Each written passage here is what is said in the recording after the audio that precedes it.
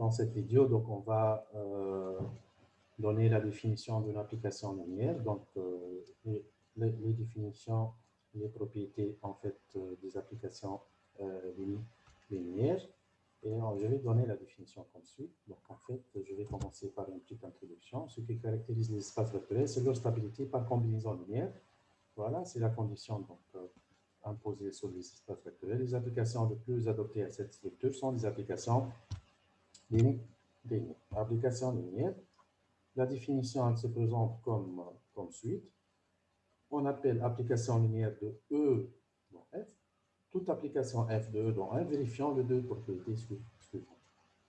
Donc ici, je vais prendre deux éléments qui appartiennent à E, l'ensemble des parts qui sont notés grand X et grand Y. Et si je faisais F de grand X plus grand Y, doit avoir été égal à F de grand X plus F de grand Y. La deuxième propriété, si je multiplie en fait cette application faite de x par un scalaire, donc je peux avoir, si je prenais un scalaire lambda et x en appartenant à l'ensemble de départ, f de lambda x est égal à lambda f de x, je peux remplacer donc ces deux propriétés par une seule propriété.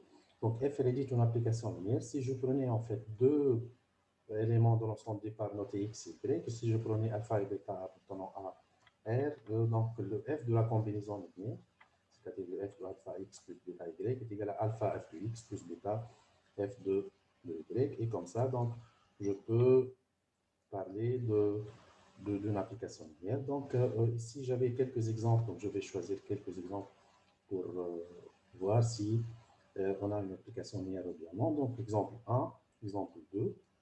Exemple numéro 1, en fait, f de r carré vers r carré, tel que si je prenais un vecteur de r carré x, y, j'obtiens un vecteur dans R carré, x', y', tel que ici, en fait, je peux, en fait, ici, je peux, ici, j'aurai x', par exemple, y', je peux noter, par exemple, ce vecteur de la V. Ici, je prends un vecteur U, ici, le U. Donc, si je prenais le U, ça va me donner, donc ici, f de R carré vers R carré. Si je prenais un vecteur U de coordonnées x, y, ça va me donner un vecteur v de coordonnées x', y. Voilà. Donc, c'est un peu l'exemple numéro 1. Donc, j'ai d'autres exemples que je cherche à vérifier. Voilà. Donc, ici, l'exemple numéro 2, l'exemple numéro 3 et l'exemple numéro 4. Voilà. Donc, ici, donc, j'ai 5 exemples. Je vais choisir quelques exemples pour faire la vérification.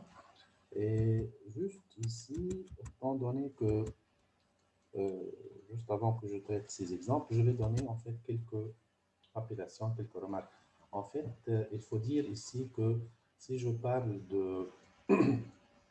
d'une application linéaire tel que l'ensemble de départ est égal à l'ensemble d'arrivée, autrement de l'ensemble E vers lui-même, cette application linéaire, elle sera appelée endomorphisme. Donc, la définition d'un endomorphisme, c'est une application linéaire de l'ensemble E vers lui-même. Donc, comme ça, je peux définir la notion d'un endomorphisme. Ensuite,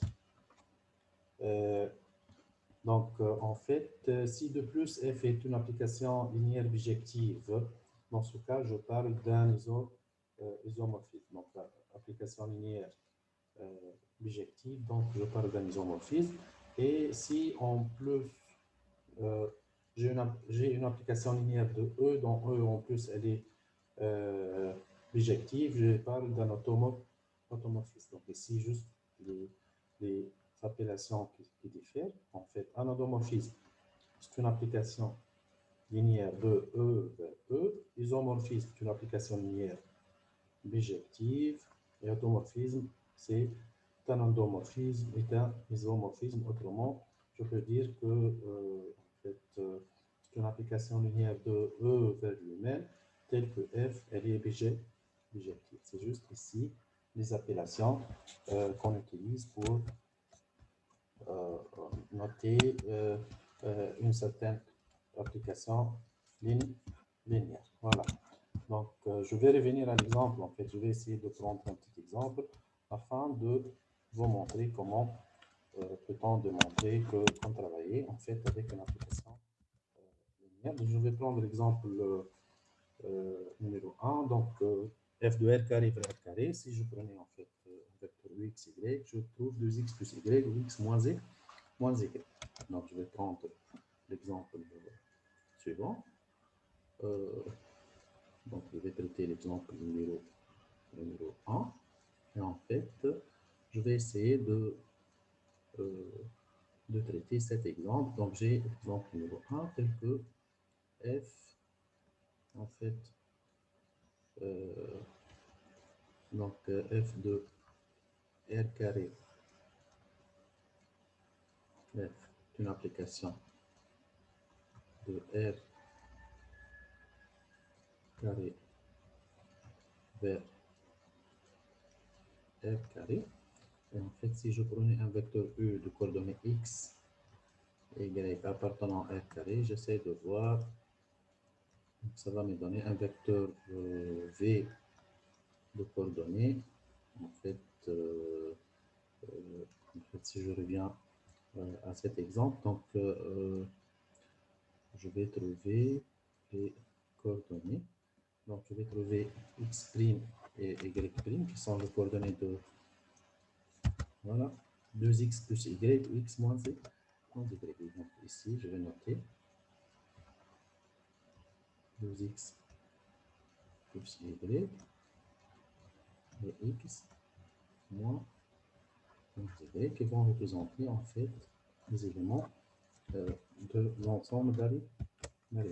Et ici, j'essaie de voir en fait la question ici, f est-elle une application linéaire? Je pose la question. F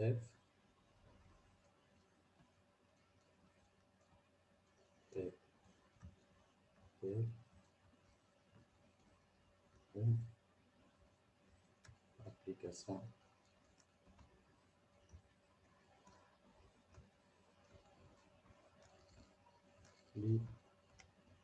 linéaire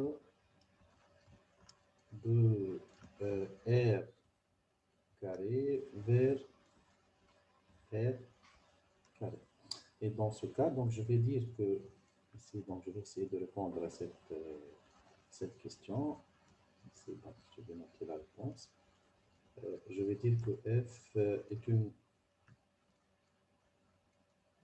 Donc, je vais dire que F est une application linéaire. F est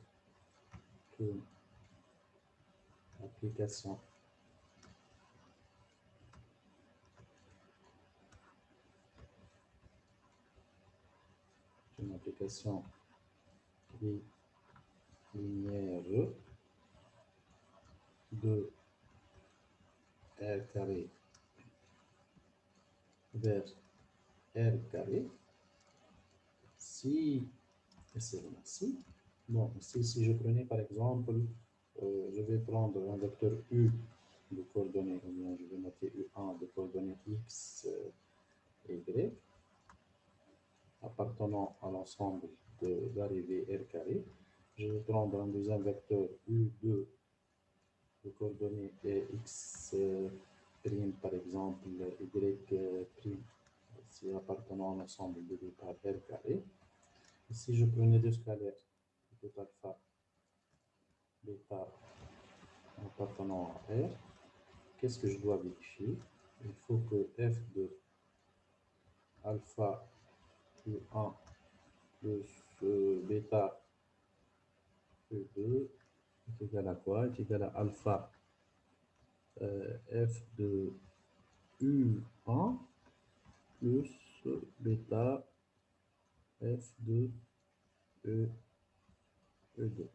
Bon, ici, en fait, je vais noter tout d'abord le f de U1, tel que U1 de coordonnées x, y. F de U1 est égal à quoi, en fait, ici? est égal à 2x plus y et x moins y. Et si je note aussi le f de u, u2 est égal à quoi en fait? Ici est égal à 2x' plus y' et x' moins y'. Ici, j'essaie en fait de voir le alpha U1 plus bêta U2 est égal à quoi? Ici est égal à alpha U1 c'est x, y plus bêta en fait x prime et y prime. Ici, j'essaie de développer donc cette expression. Je vais trouver alpha x plus bêta x prime. Ensuite, alpha y plus bêta y prime. Et ici, en fait, j'essaie de remplacer ici, en fait, l'abscisse. Donc ici, le premier coordonnée par grand X, ici par grand Y. Juste à titre de simplification, je peux dire, en fait, que alpha U1 plus bêta U2 est égal à grand X et grand Y. Et je vais essayer en fait de calculer le f de cette combinaison linéaire en fait. Donc, le f de alpha U1 plus bêta U2. Ça va me donner quoi en fait? Ça va me donner en fait 2 grand X plus grand Y et ensuite grand X moins grand Y. Et en fait, si je remplace l'expression de ici, donc si j'essaie de remplacer le grand X par son expression, ça va me donner quoi en fait? 2, j'ai ici le grand X, 2, en fait, si je développe directement, 2 alpha X plus 2 bêta X prime, plus le grand Y ici, je remplace le grand Y par son expression, plus alpha Y plus bêta Y prime. Et de même, ici, je vais remplacer le grand X et le grand Y leur expression. Donc, je vais trouver alpha X plus bêta Y moins alpha plutôt plus bêta X prime moins alpha Y moins bêta Y prime. Et comme ça, donc j'obtiens le f de cette combinaison linéaire. Et ensuite, je vais essayer de... Voilà. Donc, je vais essayer de... voilà. Donc, je vais essayer de mettre les alphas en facteur.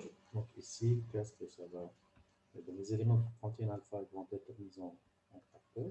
Alpha ici, alpha ici. Les éléments qui contiennent bêta vont être mis aussi en facteur.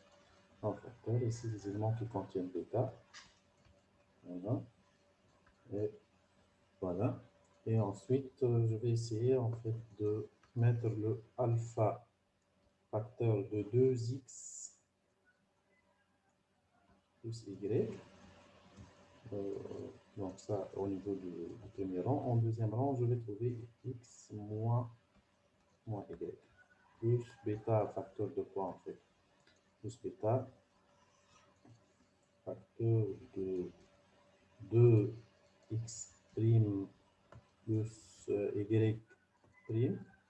Et ensuite x prime moins y prime. Je peux remarquer ici en fait que cette expression n'est autre que cette expression-là que f de U1. On l'a déjà noté ici. Et cette expression n'est autre que f de U2 Et de fait, qu'est-ce qu'on arrive à trouver? On arrive à trouver, si je résume ça, donc, on arrive à trouver que f de alpha U1 plus bêta U2 est égal à alpha fois f de U1 plus bêta fois ici donc f de U2. Et je peux conclure automatiquement que f est une application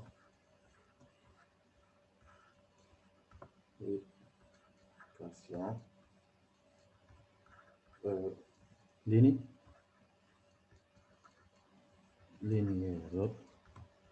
Et en plus, si en fait j'essaie de me développer plus que ça, en plus le f de E, en fait f de R carré,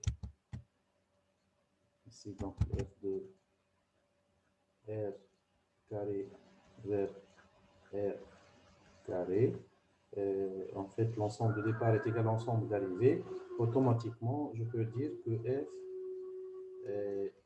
est un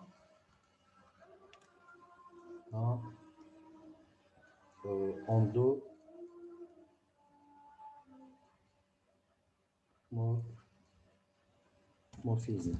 Donc f est un endomorphisme puisque f est une application linéaire de l'ensemble de départ vers lui-même. Donc ça nous permet de démontrer que f est un endomorphisme. Et comme ça, en fait, on arrive à démontrer que f est une application linéaire. On peut faire de même pour les autres exemples. Voilà, donc je peux, si je reviens en fait aux autres exemples, donc je peux les traiter de la même façon. Voilà. Donc, je peux traiter l'exemple 2, l'exemple 3. Donc, je peux revenir donc, ici. Donc, je peux remarquer que, donc ici, je vais trouver que f est une application. On a déjà démontré ça. Application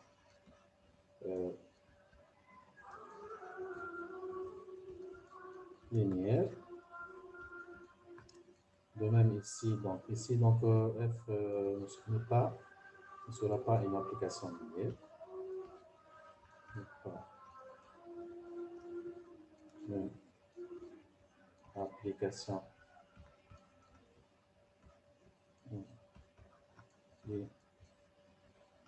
linéaire. Si je reviens donc ici, ça f est une application linéaire ici. Même ici, donc f est une application linéaire. Et le dernier exemple, f n'est pas une application linéaire. Donc ici, oui. Ici, je pense que c'est oui. Et ici, donc le f n'est pas une application linéaire. Juste, j'essaie de vérifier ici.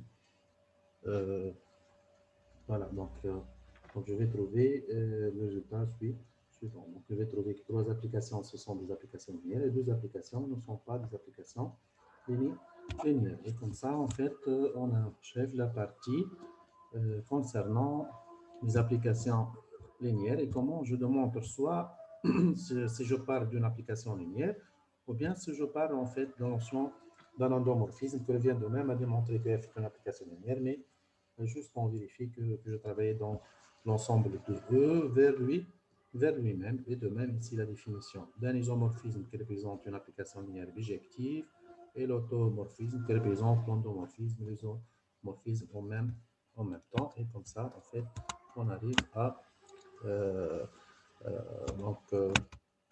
donner la définition d'une application linéaire. Juste ici, un petit corollaire, si E et F sont deux sous-ensembles, deux espaces vectoriels, et si F est une application bijective, alors la dimension de E est égale à la dimension de F. Autrement, la dimension de l'ensemble de départ est égale à la dimension de l'ensemble d'arrivée. C'est juste une propriété de base.